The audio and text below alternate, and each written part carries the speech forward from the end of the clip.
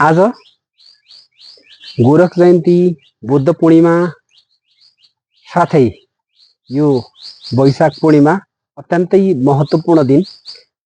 आजको दिनलाई नै हामीले योग, ध्यान, तपस्याको मूल मन्त्रको रूपमा लिन सकिन्छ। योग अभ्यास गरौँ, स्वस्थ रहौँ।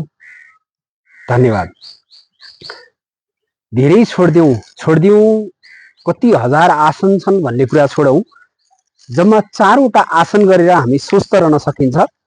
र अहिले यो समाजमा हामीले खाने खानपान र हाम्रो जीवनशैलीले हामी विभिन्न रोगबाट ग्रसित बनिसकेका छौँ। हेर्नुहोला, यसरी चक्र आसन गर्न सकिन्छ। यो चक्र आसन हो।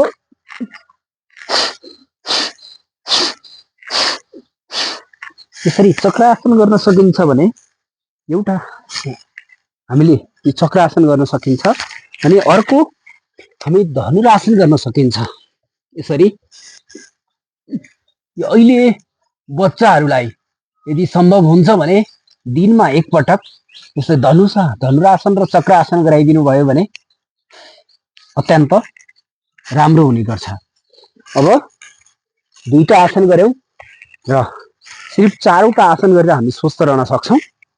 यसमा छ हामीले चक्रासन गर्यौं, धनुरासन गर्यौं। अब हस्त उत्तानासन, हातलाई उठाउँदै श्वास लिने।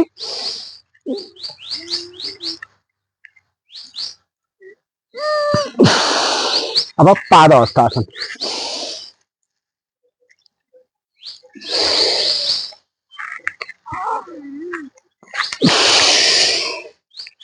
यति गर्दाखेरि पनि हाम्रो शरीरमा फ्लेक्सिबिलिटी पनि आउनेछ। र यसमा श्वास प्रश्वासको विधि मिलाउन सक्ने हो भने इनहेल गरेर आसन गर्ने, एक्सहेल गरेर छोड्ने गर्नुभयो भने हामी स्वस्थ रहन सक्छौं। अहिले बालबच्चालाई युक्ति गराउन अति आवश्यक छ। धन्यवाद।